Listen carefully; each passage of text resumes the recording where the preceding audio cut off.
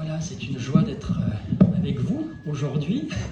Après quelques semaines d'absence, on s'était revu fin novembre, mais voilà, le mois de décembre a été bien chargé. Et puis c'est une joie de vous revoir. Voilà, j'ai revu certains parce que ça m'arrive de traîner dans Ambérieux, alors quelquefois je croise. Voilà. Et puis j'ai encore des contacts, certains rendez-vous avec certaines personnes, voilà, mais l'église d'Ambérieux est un peu attachée à mon cœur de manière particulière. Alors c'est une joie de revenir vous voir. Alors j'aimerais qu'on puisse partager sur un psaume ce matin. Oui, je voulais vous transmettre aussi les salutations de Loïc, qui lui a perdu son oncle aussi, il était à La Réunion. Voilà, il a perdu son oncle, et donc on a eu l'occasion d'échanger. Et c'est un moment un peu forcément difficile, et il vous transmet toutes ces salutations aussi. Voilà, le psaume 73. On peut lire ensemble ce psaume 73 et nous laisser guider dans notre moment aujourd'hui, le moment que nous pouvons traverser, chacun et chacune d'entre nous. Nous avons des chemins de vie différents, des circonstances de vie différentes, mais je crois que ce psaume peut aujourd'hui rejoindre beaucoup d'entre nous. Psaume 73. Oui, Dieu est bon pour Israël, pour ceux qui ont le cœur pur. Toutefois, mon pied allait fléchir, mes pas étaient sur le point de glisser, car je portais envie aux insensés, en voyant le bonheur des méchants. Rien ne les tourmente jusqu'à leur mort, et leur corps est chargé d'embonpoint. Ils n'ont aucune part aux souffrances humaines, et ne sont point frappés comme le reste des hommes. Aussi, l'orgueil leur sert de collier, la violence est le vêtement qui les enveloppe. L'iniquité sort de leurs entrailles, les pensées de leur cœur se font jour, ils raillent et parlent méchamment d'opprimés, ils profèrent des discours hautains, ils élèvent leur bouche jusqu'aux cieux et leur langue se promène sur la terre. Voilà pourquoi son peuple se détourne de leur côté, il avale l'eau abondamment. Et il dit, comment Dieu saurait-il? Comment le Très-Haut connaîtrait-il? Ainsi sont les méchants, toujours heureux, ils accroissent leur richesse. C'est donc en vain que j'ai purifié mon cœur et que j'ai lavé mes mains dans l'innocence. Chaque jour je suis frappé, tous les matins mon châtiment est là. Si je disais je veux parler comme eux, voici je trahirais la race de tes enfants. Quand j'ai réfléchi là-dessus pour m'éclairer, la difficulté fut grande à mes yeux, jusqu'à ce que j'eusse pénétré dans les sanctuaires de Dieu et que j'eusse pris garde au sort final des méchants. Oui, tu les places sur des voies glissantes, tu les fais tomber et les mets en ruine. Et quoi, en un instant, les voilà détruits, ils sont enlevés, anéantis par une fin soudaine. Comme un songe au réveil, Seigneur, à ton réveil, tu repousses leur image. Lorsque mon cœur s'aigrissait et que je me sentais percé dans les entrailles, j'étais stupide et sans intelligence. J'étais à ton égard comme les bêtes. Cependant, je suis toujours avec toi. Tu m'as saisi la main droite. Tu me conduiras par ton conseil, puis tu me recevras dans ta gloire. Quel autre ai-je au ciel que toi? Et sur la terre, je ne prends plaisir qu'en toi. Ma chair et mon cœur peuvent se consumer. Dieu sera toujours le rocher de mon cœur et mon partage. Car voici ceux qui s'éloignent de toi périssent. Tu anéantis ceux qui te sont infidèles. Et pour moi, m'approcher de Dieu, c'est mon bien. Je place mon refuge dans le Seigneur l'Éternel, afin de raconter toutes tes œuvres. Amen. Toute une histoire, ce psaume, n'est-ce pas? Toute une histoire lorsqu'on chemine avec le psalmiste, on l'accompagne au travers de ses différentes émotions, de ses différentes circonstances de vie. Et qui d'entre nous n'a pas connu un moment comme peut le connaître, comme a pu le connaître l'auteur de ce psaume, qui, devant un moment de contrariété, c'est plus de la contrariété, c'est de l'épreuve, c'est de la souffrance, qui n'a pas dit comme l'auteur de ce psaume, mais Seigneur, j'ai fait comme tu me demandais, j'ai fait tout ce qu'il fallait. Et puis là tu vois dans quelle épreuve je suis, alors que ceux-là qui sont fondamentalement méchants, qui font le mal volontairement, eh bien ils réussissent. Est-ce que ce psaume ne ressemble pas à certains moments de nos vies, de vos vies? Je ne sais pas, enfin quoi que si je sais un petit peu pour le partager avec certains encore, à la mienne, à certains moments. L'auteur, on peut en parler un petit peu, l'auteur c'est Asaph. C'est un psaume d'Asaph, c'était dit au tout début. Asaph c'était un lévite de la tribu, voilà, c'était un descendant de Lévi, la tribu de Lévi. Et si vous vous souvenez, la tribu de Lévi avait une responsabilité particulière de s'occuper de tout ce qui concernait le tabernacle et d'aider, d'assister les sacrificateurs dans leurs différents travaux. Mais Asaph, c'était un super lévite, parce qu'il avait eu une fonction particulière au sein des Lévites. Il avait été choisi par le chef des Lévites pour diriger les chants lors du retour de l'arche de l'Alliance à Jérusalem. Et David l'avait nommé comme responsable musical de ce temps de louange, de ce temps de culte. Vous pourrez relire dans 1 Chronique 16, verset 4 en particulier. Voilà, donc Asaph, c'était celui qui était en vue, c'était le leader de louange, le worship leader, quoi. C'était quelqu'un de consacré par excellence, quelqu'un que tout le monde regardait comme ça en disant « Waouh, magnifique, tout ce qu'il fait au service de Dieu ». Et Asaph, eh bien, avec cet appel et ce service qu'il accomplit fidèlement, quelque part, logiquement, il s'attend à la bénédiction de Dieu, n'est-ce pas? Moi, quand j'ai répondu à l'appel de Dieu pour devenir pasteur, je me suis dit un petit peu la même chose. Je me suis dit, bon, voilà, Seigneur, maintenant, je vais te servir, ça va être comme sur des roulettes, tout va être super. En fait, je me suis rendu compte que c'était un petit peu le contraire, en fait, que quand on se lève, on est une cible, alors que quand on est couché, on n'est pas une cible. Hein. C'est un grand principe. Et ce qu'Asaph voit est différent de ses attentes. Et son désappointement est tellement fort, on peut relire par exemple ce verset 2 où il est près de tomber, près de chuter. Il dit « Mon pied allait fléchir, mes pas étaient sur le point de glisser ». Et Asaph, il s'enfonce dans cette réflexion pendant les 12-13 premiers versets. Un long moment, il décrit la méchanceté de ceux qu'il croise et en même temps leur réussite. La méchanceté et la réussite. Je ne sais pas si ça vous évoque des circonstances actuelles de certaines personnes dans ce monde connues, et puis il y a ceux qui sont moins connus. Et même leur réussite en se moquant de Dieu. Au verset 11, il dit, il relate en fait ce que disent ces méchants. Il dit, mais comment? Ils disent, mais comment Dieu saurait-il? On fait ce qu'on veut. Dieu, rien à faire. Alors ça entraîne Asaph dans des sentiments, j'allais dire un petit peu pas très honorables, mais je dis ça sans aucun jugement. Il est quelque part jaloux des méchants. Il dit au verset 3, je portais envie aux méchants en voyant leur bonheur. Et puis il y a cette sorte de jalousie. On dit la jalousie est un vilain défaut. Mais là, c'est plus profond que ça. C'est plus qu'une jalousie, je ne sais pas, qui peut exister un moment dans un couple. Là, c'est quelque chose qui le déstabilise. Il est en train de s'embourber dans ce regard qu'il porte sur les méchants. Jusqu'à cette conclusion, après ces 12 premiers versets, au verset 13, il dit « Mais c'est en vain que j'ai purifié mon cœur, que j'ai lavé mes mains dans l'innocence. » Et encore une fois, je repose la question, on est entre nous, hein. On est juste entre nous, comme ça ne sortira pas d'ici. Ça ne vous est jamais arrivé de dire, mais Seigneur, tout ce que j'ai fait pour toi, c'est pour rien, c'est en vain que je me suis efforcé d'être fidèle le plus possible, d'être droit, quelquefois même avec des choix qui m'ont coûté. C'est en vain que j'ai purifié mon cœur. Ça vous est jamais arrivé d'avoir un petit peu cette réflexion-là au plus profond de votre cœur en voyant les méchants qui réussissent? Mais si on peut rejoindre Asaph, je ne sais pas si vous le rejoignez à certains moments de votre vie, moi oui.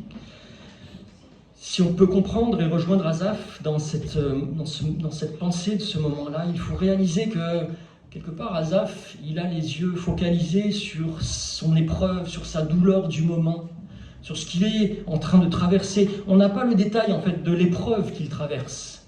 de cette difficulté qui semble vraiment lourde à porter, qu'il traverse. On n'a pas le détail, mais ce qu'on voit, c'est qu'il a les yeux fixés sur ce moment présent-là. Il concentre son regard sur cette épreuve de ce moment-là, et c'est ça en fait qui le fait avoir quelque part un peu d'amertume, de jalousie, etc. Sur ce moment-là, ce temps qui se passe à ce moment-là. Il y a quelques mois de cela, j'avais amené une prédication sur l'invitation de l'apôtre Paul à racheter le temps. Je ne sais pas si vous vous souvenez. Et je vous avais expliqué en fait qu'en grec, il y a plusieurs mots pour parler du temps.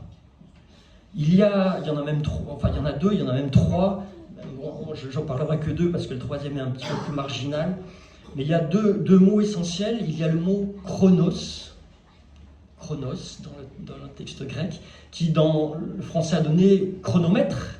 Voilà, c'est le temps qui passe, les secondes qui s'égrènent, les minutes, les heures, les jours. Donc le mot chronos, comme dans Matthieu 2,7, où à la naissance de Jésus, on a encore un petit peu ambiance Noël, voilà, Hérode, il nous est dit, Hérode fit appeler en secret les mages et il s'enquit soigneusement auprès d'eux pour savoir depuis combien de temps l'étoile brillait. Et là, le combien de temps, c'est le mot chronos. Depuis combien d'heures, de jours, etc. Et puis il y a un autre mot qui exprime plutôt une saison, une situation, une époque, un temps favorable pour agir, pour entreprendre. Et ce mot, c'est le mot kairos. Voilà, qu'on traduit aussi par temps, parce que le vocabulaire français, il est un petit peu pauvre par rapport au vocabulaire grec ou hébreu.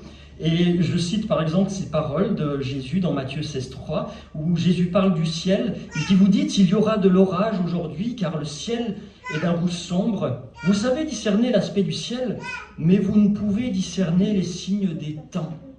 Et là, c'est le mot kairos.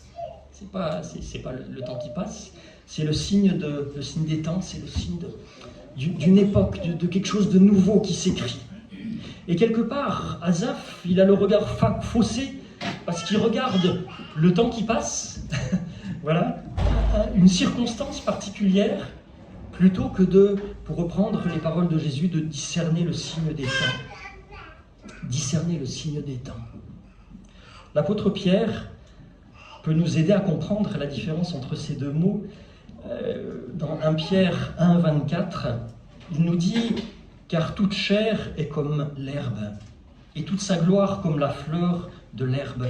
L'herbe sèche et la fleur tombe, mais la parole du Seigneur demeure éternellement. » Dans cette parole de l'apôtre Pierre, on ressent cette opposition entre un instant, il y a une petite fleur, enfin voilà, c'est qui représente la vie, notre vie, et puis on passe comme ça, quelques dizaines d'années, peut-être une centaine d'années, au niveau temps, au niveau chronomètre, pour les plus solides, pour les plus costauds, une centaine d'années.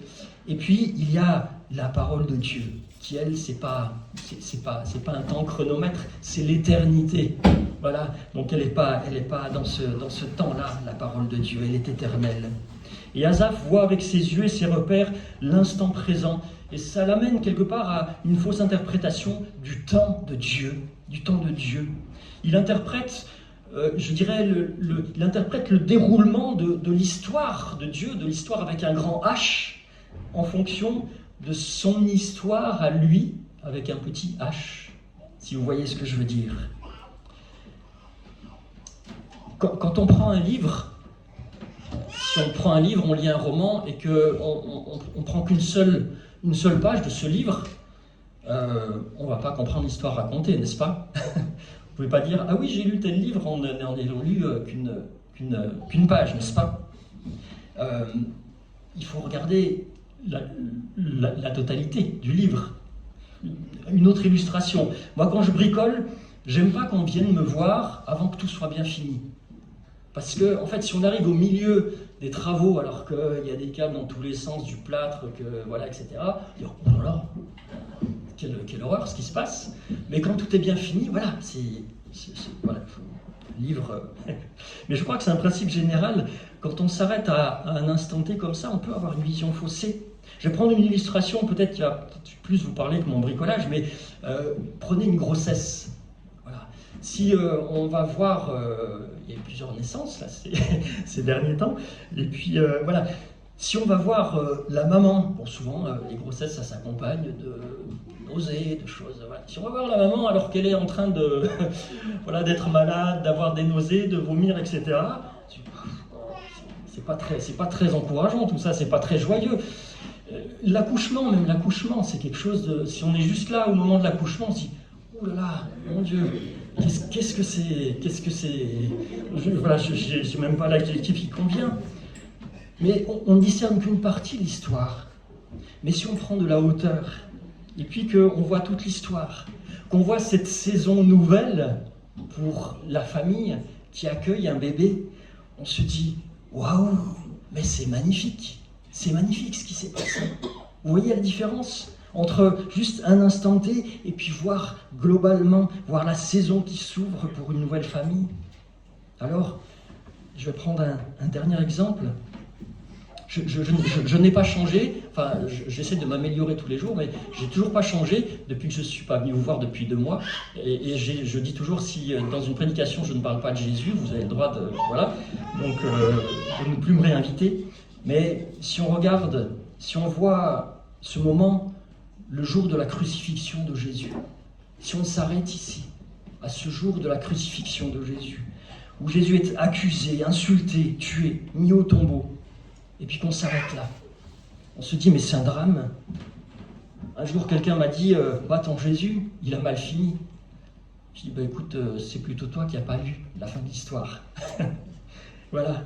Et si on lit toute l'histoire, on se dit waouh, quelle belle histoire que celle de Jésus qui vient pour nous racheter, pour nous sauver, pour vaincre la mort. 3e jour, le tombeau est vide. Mais si on s'arrête juste à ce vendredi saint et la passion du Christ, on peut se dire oui, c'est difficile et avoir des raisons de pleurer. Quelque part, Asaph regarde mal et ça peut être dangereux pour lui. Ça peut être dangereux pour nous si on regarde mal. Comment faire alors pour ne pas nous laisser entraîner dans cette même tentation d'Asaph, comme il dit, abandonner le chemin de la droiture? Alors reprenons le cheminement d'Asaph et puis regardons comment il arrive à retrouver cet équilibre. Eh bien cet équilibre, il le retrouve en entrant dans le sanctuaire de Dieu. Le verset 17, nous pouvons le relire. « La difficulté fut grande à mes yeux jusqu'à ce que j'eusse pénétré dans les sanctuaires de Dieu. » Là, il ouvre les yeux sur la réalité, il se rend compte de son erreur et il accède à une sorte de dimension de l'éternité. Il réalise combien, il dit au verset 22, il dit combien j'étais stupide et sans intelligence. J'étais à ton égard comme les bêtes. Mais en entrant dans les sanctuaires de Dieu, il retrouve son intelligence, comme s'il avait été aveuglé, comme s'il avait été trompé, comme s'il avait oublié quelque chose.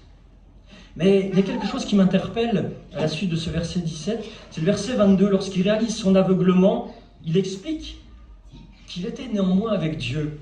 Il dit « J'étais à ton égard comme les bêtes, mais cependant, je suis toujours avec toi. » Alors, il y a quelque chose qui est interpellant, et cette question qu'on peut se poser, on peut se dire « Mais s'il était avec Dieu, pourquoi, au verset 17, il a besoin de rentrer dans le sanctuaire de Dieu? Puisqu'il était déjà avec Dieu avant, pourquoi il faut qu'il rentre dans le sanctuaire de Dieu? » Enfin, c'est un peu... Ouais, ça porte à réflexion. Eh bien, je tente une esquisse de réponse. Il ne suffit pas d'être simplement dans la présence de Dieu. Il ne suffit pas simplement d'être dans la présence de Dieu, parce que Dieu est partout. On peut parler de ce qu'on appelle en langage un petit peu théologique la révélation générale. La révélation générale, c'est toute la nature, la grandeur de la création de Dieu, l'univers infini, l'infiniment grand, l'infini petit. Cette révélation générale qui nous interpelle sur la présence, l'existence et la présence de Dieu. Et quand vous discutez avec des gens même qui n'ont pas forcément de notions théologiques ou spirituelles, ils vous disent « mais ouais, c'est vrai que quand on est dans la nature, on ressent quelque chose de particulier, il y a quelque chose qui nous impressionne, peut-être qui nous apaise. » Mais en fait, il y a une différence entre être en présence de Dieu, dans la nature, quand vous faites une super balade, et puis être dans l'intimité de Dieu, être dans le sanctuaire de Dieu. être dans cette proximité de cœur avec Dieu. Et dans le sanctuaire de Dieu, eh bien, nous pouvons nous tourner vers justement ce sanctuaire qui existait à l'époque où Asaph vivait. Dans le temple, il y avait 3 parties dans le temple. Il y avait le parvis, il y avait le lieu saint et il y avait le lieu très saint. Mais Dieu était présent dans ces 3 endroits, n'est-ce pas ? Il était présent aussi bien sur le parvis que sur le lieu saint, que le lieu très saint. Le parvis, c'était le lieu où tout le monde pouvait entrer, même les non-juifs, ceux qui avaient conscience en fait, que le Dieu d'Israël était le seul Dieu qui pouvait venir, des gens qui venaient de loin, et ils avaient le droit d'être sur ce parvis. Et puis un peu plus loin, il y avait le lieu saint, là où seulement les prêtres avaient le droit d'entrer. Il y avait une présence particulière dans ce lieu saint. Et puis ensuite, il y avait le lieu très saint. Et dans ce lieu très saint, il y avait seulement le souverain sacrificateur qui avait le droit d'entrer une fois par an pour l'expiation des péchés du peuple. Et là, c'était ce souverain sacrificateur qui était dans cette intimité, dans cette proximité avec Dieu, que personne d'autre ne pouvait supporter, parce qu'il n'y avait pas encore le sang de Jésus qui protégeait. On peut être proche de Dieu, on peut être sur le parvis, on peut être dans le lieu saint, mais la communion de cœur, l'intimité, elle est dans le lieu très saint, où personne ne pouvait aller hormis ce souverain sacrificateur. Mais souvenez-vous de ce jour où Jésus donne sa vie pour chacun d'entre vous et pour le monde entier. Souvenez-vous au moment où Jésus pousse ce grand cri final et qu'il expire, il nous est dit que le voile du temple se déchire de haut en bas. Ce voile qui séparait le lieu saint du lieu très saint. Ce voile qui mesurait plus de 10 cm de tissu tressé. Vous imaginez la solidité de ce voile. Eh bien, il est déchiré de haut en bas. Le jour où Jésus dit « Tout est accompli, tout est accompli ». Ce voile qui séparait ce lieu saint du lieu très saint. Parce que ce que Dieu souhaite, la raison de la venue de Jésus sur cette terre, Dieu souhaite une relation avec l'homme, c'est une intimité et non juste une présence religieuse. Le fait d'être là, dans simplement la présence de Dieu. Cette intimité que quelque part Marie avait au pied de Jésus, alors que Marthe, elle était proche, elle était dans la présence de Jésus aussi, mais elle était perdue un petit peu dans son activité. Et c'est ce que fait Asaph, il rentre dans l'intimité de Dieu. Et lorsqu'on retrouve cette intimité avec Dieu, on retrouve le sens du temps, le sens de la saison de Dieu, le sens de l'éternité. On se réapproprie le temps. Et Asaph, quelque part, le ressent de manière prophétique parce que ce psaume a été écrit au minimum 10 siècles avant Jésus-Christ. Jésus n'était pas encore venu et le voile n'était pas encore déchiré. Et Asaph, tout grand lévite qu'il était, il n'avait nullement le droit de pénétrer dans le lieu très saint. Mais ce qu'Asaph nous enseigne de manière prophétique, c'est que ce voile sera déchiré. Puisqu'il nous enseigne, c'est que plus on se rapproche de Dieu, et bien plus il est possible de discerner ce qui nous échappe quand on est simplement dans une sorte de présence, une sorte d'habitude, mais qu'on n'est pas dans ce cœur à cœur, dans cette communion avec notre Dieu.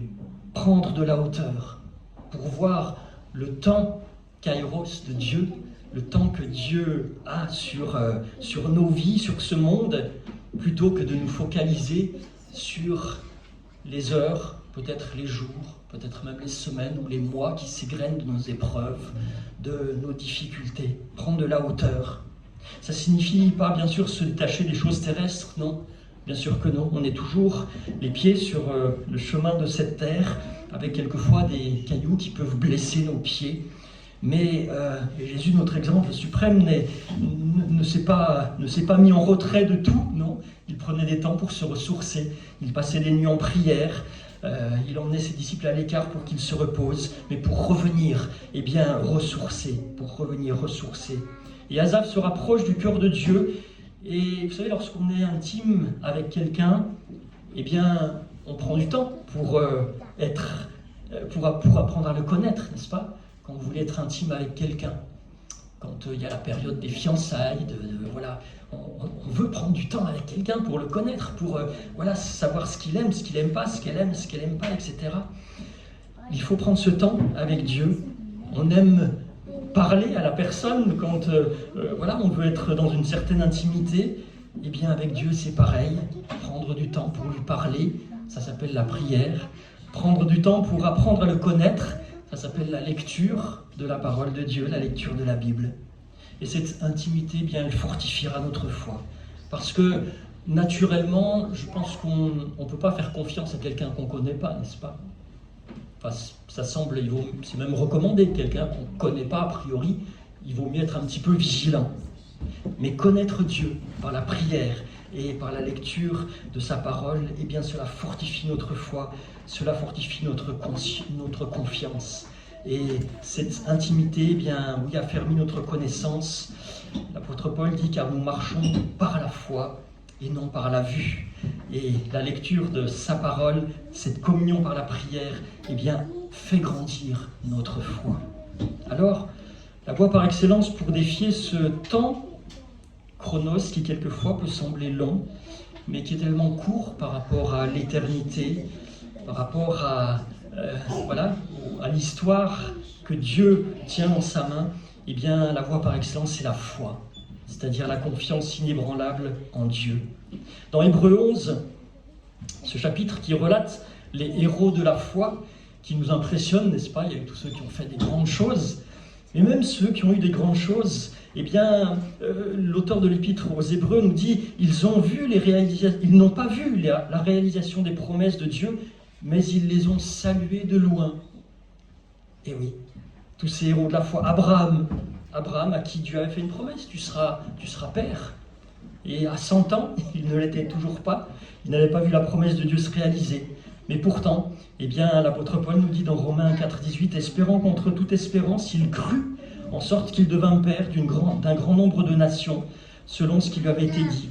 Telle sera ta postérité. Il ne douta pas par incrédulité au sujet de la promesse de Dieu, mais il fut fortifié par la foi, donnant gloire à Dieu, ayant la pleine conviction que ce qu'il promet, il peut aussi l'accomplir. Abraham a défié le temps qui passe, les doutes qui peuvent accompagner ces temps.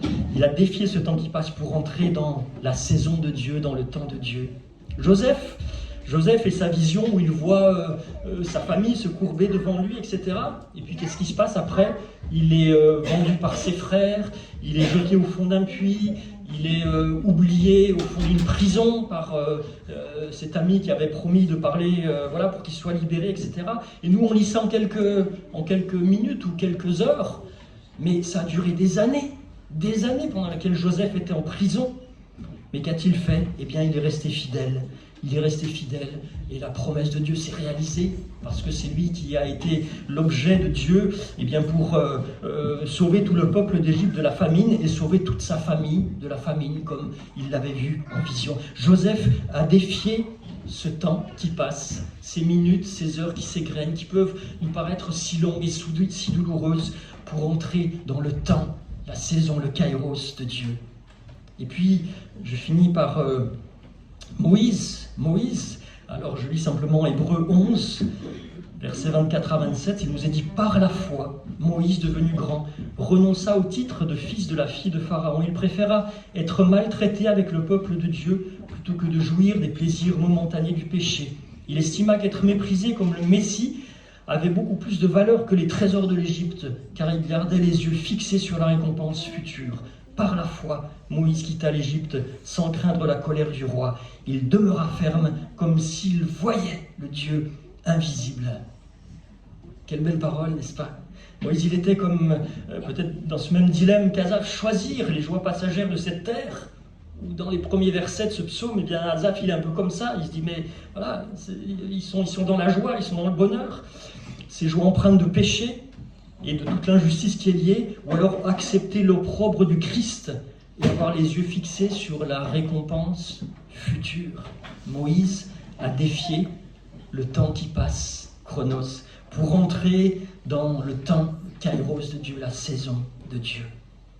Alors, je vais conclure simplement en disant, mais comment le psalmiste est rappelé, comment le psalmiste réussit à surmonter ce poids écrasant du moment présent.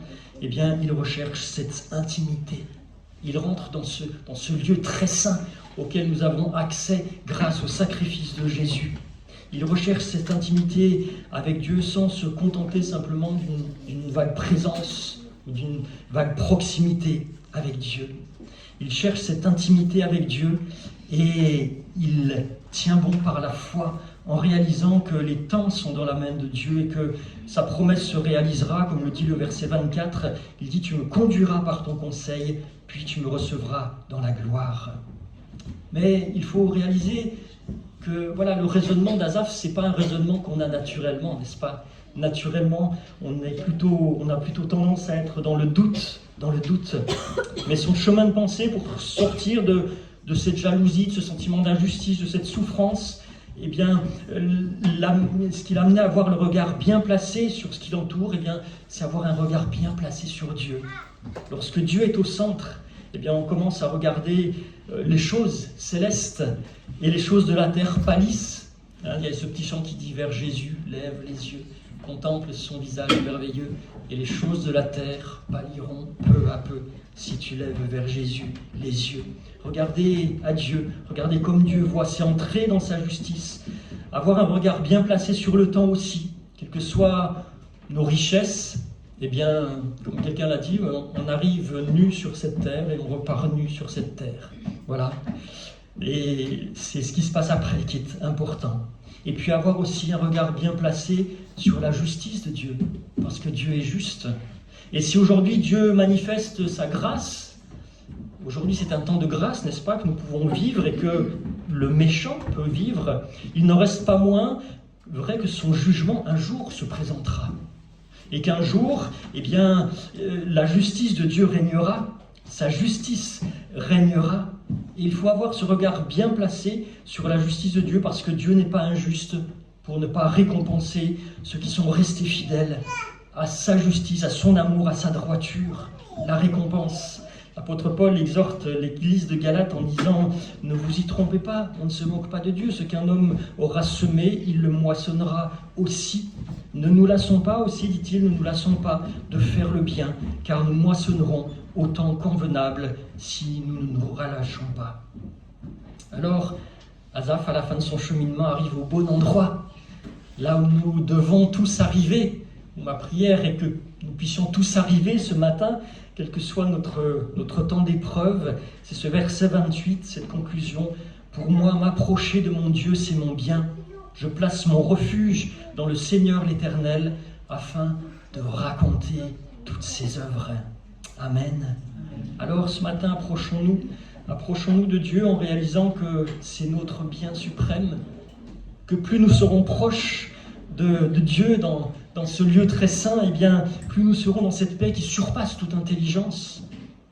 Approchons-nous, trouvons notre refuge en lui, et nous verrons les merveilles qu'il fera dans notre cœur, à tel point que nous pourrons nous empêcher de les dire, comme le dit le psalmiste, de raconter toutes ses œuvres, plutôt que de raconter l'injustice, plutôt que de raconter la méchanceté, plutôt que de laisser germer en nous des sentiments de jalousie ou de rancœur. Eh bien non, la grandeur de Dieu et ce cœur à cœur, ce lieu très saint, cette proximité avec Dieu, fera que simplement on est focus pour raconter toutes ses œuvres, pour que d'autres aussi, eh bien, parviennent à la connaissance de la vérité.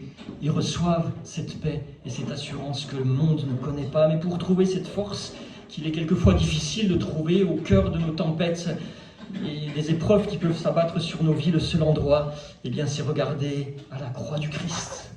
Regarder à la croix du Christ.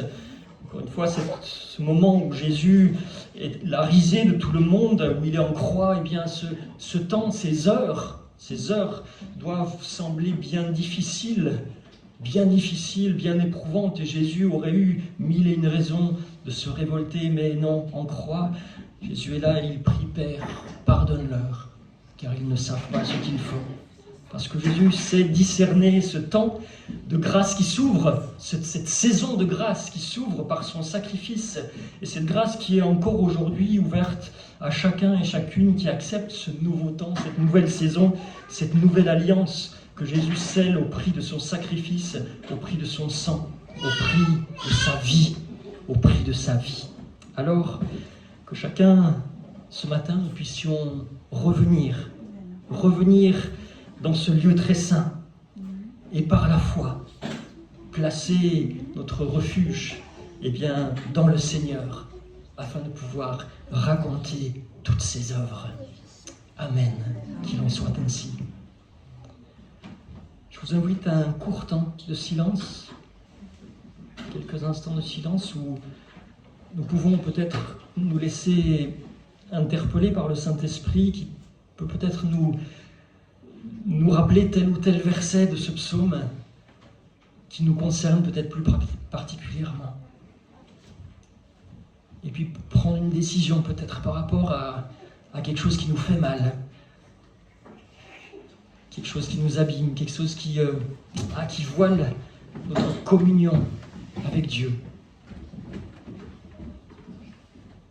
Et puis prendre la décision de revenir dans le lieu très saint, là où rien ne nous sépare de cette communion parfaite avec Dieu.